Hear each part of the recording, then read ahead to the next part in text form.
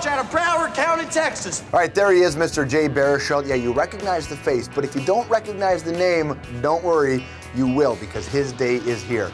Jay was born in Ottawa to a Jewish father and a Roman Catholic mother, raised mostly by his moms, mostly in Montreal. Go Habs, go. I knew it like this guy. Now, as a kid, Jay loved scary movies, so he told his mom that he wanted to make films scarier than Stephen King's. So, being a good mom, she signed Jay up for acting classes, and his first gig was on a popular teen series called Are You Afraid of the Dark? That led to a starring role on the YTV show My Hometown, and after that, he was on the ever-popular Popular Mechanics for Kids. And look who he's alongside. Yeah, that's right, Canadian Elisha Cuthbert. A lot of people can't make the transition from being a kid actor to more than that, but for Jay, it happened. He landed the role of an obsessed Zeppelin fan in the film Almost Famous. Zeppelin are here. They are here. But by then, Jay said he was pretty much done with acting and he just wanted to head to film school. Except he landed a role on Judd Apatow's TV series at the time, Undeclared. That series on Fox was short-lived, but the impression that Jay made on the industry was not, and the movie roles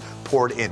Rules of Attraction, Eastwood's $1 Million Baby, Knocked Up, and this past summer, a massive hit, Tropic Thunder. In that film, Jay plays Kevin Sandusky, the guy who lands his first big Hollywood gig. I'm thinking there could be a Teen Choice Award in it for you. These days, Jay spends his time between Montreal and Los Angeles. His latest project is a movie called Real Time, which is kind of a comedy, kind of a drama, and it's about a compulsive gambler given 1 hour to live by the man hired to kill him. Look, I swear to God, I was this close, Ruben, but then some old bad luck lady cursed me and killed the feeling. Everybody say hello to Mr. Jay Baruchel. Good to see you, man. Oh, good to see you, bud. Welcome. Thank you for having me. Of course, it's a pleasure. It's a pleasure. I obviously been watching you, do your stuff. Tell people about Real Time and what it is, because it's a very bleak, wintry day in Hamilton, Ontario. Yes, it is. It's a hard way of life out there in Hamilton. No, basically, I play this chronic gambling addict, and I've racked up close to 70 grand worth of debt with the mob, and they send their strong man out to get rid of me, and because he and I have a pre-existing relationship, he decides to give me an hour and a half to do whatever I want before he so and then ideally hilarity as well as some life lessons ensue.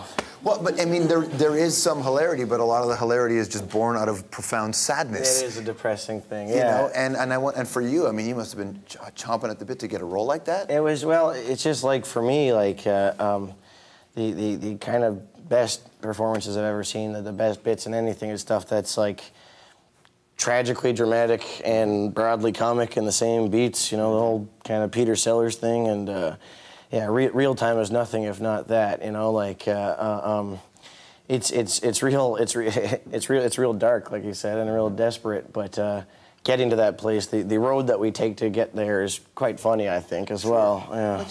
I mean, your character almost strikes me as kind of an extreme example of a lot of people. No, 100%. That's how most people are, right? 100%. Well, just like kind of smarter than the situation he's found himself in. Mm-hmm. He knows a lot better, but is just sort of content to maintain, sort of myopically, just one step in front, Band-Aid solutions, and eventually keep using enough Band-Aids, you rack up $70,000 worth of debt, apparently. It's the opposite of your character in Tropic Thunder? Pretty much, pretty much. He is not wet behind the ears. No, I mean, so you have this film here in Real Time, which you've done other films since then, and then a film like Tropic Thunder, where all of a sudden you walk onto the set, and it's you've got, in that movie, Matthew McConaughey, Tom Cruise, Ben Stiller, Robert Downey Jr. in the role of his life. That's a great cast of young up-and-comers. That's right, yeah. And instead of shooting in Hamilton in a bleak winter, you shoot it in Hawaii. Yeah, for 4.5 months. Which you hated? I did. I have to be the wet blanket stick in the mud. No, I hate hot weather, and summertime in Hawaii, it's that in spades, let me tell you. No, it rains a lot, doesn't it? It rains 12 times a day on the Isle of Kauai. And a lot of poo. There's animals, every animal in God's creation is pooing in the jungle, and it's raining 12 times a day, so there's just sort of a constant good old influx of fresh feces for us to ingest. You auditioned for the Tropic Thunder role with Ben. Ben, how'd that work? Yeah, well, It was like, you know, it sticks out in my mind because, you know, I don't live in Los Angeles, and getting around there with a taxi is kind of a schlep. So this was the audition where I was like, you know what?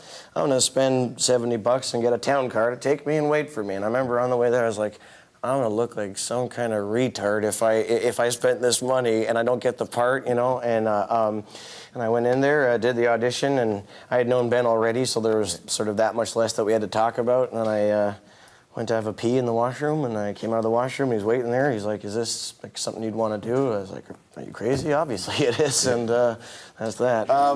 Tom Cruise. Well, I mean, what a performance from him. Incredible, right? Incredible. We've never heard him swear that much. Or hip hop dance like that. Well, that's the weird thing is that dancing is not in the script. I was like, that was just like his contribution when he told Ben, he's like, "I want to dance," and Ben's like, "Okay, where did you want to dance?" I don't know. My character needs to dance. Literally, that's the extent of it. That's why Tom Cruise dances in the movie, because he wanted to.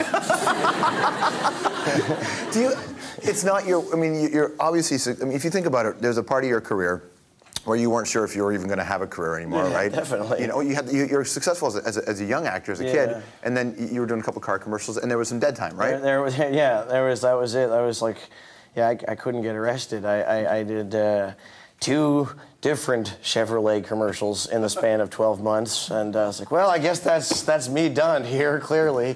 Yeah, and then I got this job on this TV show called Undeclared, and that was kind of like the beginning of the second half of my life. And you know, flash forward a couple years later, I'm in Hawaii looking at 50 stunt performers, 50 extras, 3 actual Huey helicopters, explosions with 1,600 gallons of fuel, and I'm getting to shoot an M16 every day for 6 months. It's pretty good. Doesn't suck. Well, and in the middle of that, Clint Eastwood thanks you on stage when he gets an Oscar. That's pretty cool. $1 million baby. That's kind of a big deal. That's like still, to this day, that's the only guy I've ever worked for that my granddad, were he still alive, would have known who he was, you know?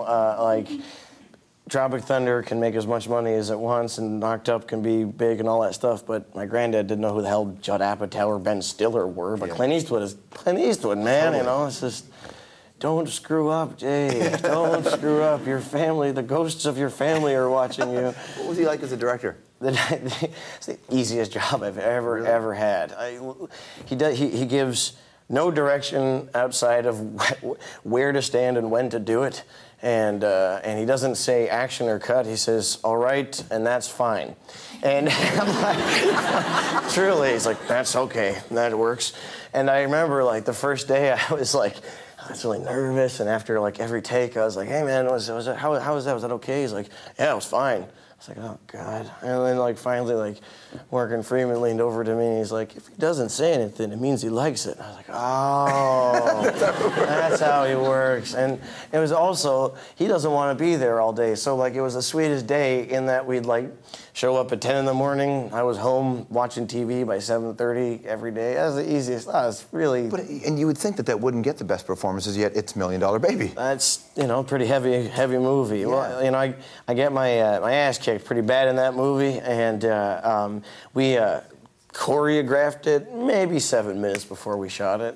It was literally just him saying like, he's gonna come in and punch you once, punch you twice, you fall down. I was like, yeah, all right, sounds good to me. I can do that. You're pretty young to go. You jump in drama, comedy, back and forth. You're able to do both. That's right, thanks. Is that what you're going for?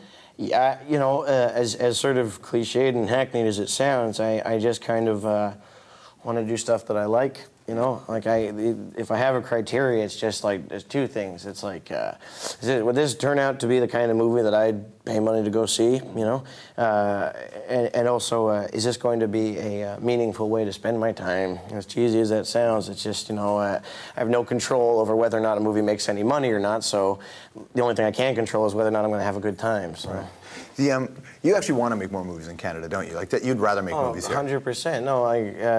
No, ideally, I'd like to see the the line between American movies and Canadian movies completely just evaporate. I'd like it just to be movies, you know, and kids just, you know, I'd like to see kids go to see Canadian flicks, put butts in the seats, you know. Are you making, you got any in your head, ones you want to write? Oh, 100%. Yeah. I'm in the process of doing some now. Nice. Yeah, should be interesting. I'm gonna offend a whole other generation of kids. You were speaking of kids. When you were a kid, you met Hillary Clinton. Yes, I did. What was that like? How old, 15? 15 years old. I remember I had no suit, so someone went to the Bay and bought me a little suit to wear. And my biggest fear, I swear to God, like, it's not trying to tell a cute anecdote. My biggest fear, all that I was thinking was like, don't fart, don't fart, don't fart. I swear to God. I was so, it's an honor to meet you. You know, that would have been like the most embarrassing thing. And what did you say to her? What was the meeting for? She was a fan of Undeclared? Or No, it was when I was on a little TV show called Popular Mechanics for Kids. There's another Canadian, right? There's another Canadian, Elisha Cuthbert, and sort of, I guess the Clintons had some kind of hard-on about quality children's programming or something, and so like... Well, I don't think that was new for Bill, but, but anyway. It's like, there's a million different things I could say right now. Erections, all right, no, and then so we went to the White House and spent 10 minutes talking to Hillary Clinton. We got to meet Socks the cat, the presidential cat, and she was like the nicest lady in the world. Really, truly, you know, I guess like she has to be, but she was incredibly, incredibly kind to us. What are your thoughts for the 100th anniversnumber of the Habs this year? Like in Etienne are gonna the Stanley Cup comes home. Nice. This is like no other Canadian team will bring it back, so I guess it's up to us. Number 25, baby. Number 25 and 09. Good to see you, man. Good to see you, man. Jay Baruchel, everybody. It's called Real Time. You got to go through Real Time. Still more to come on the program. We'll be right back.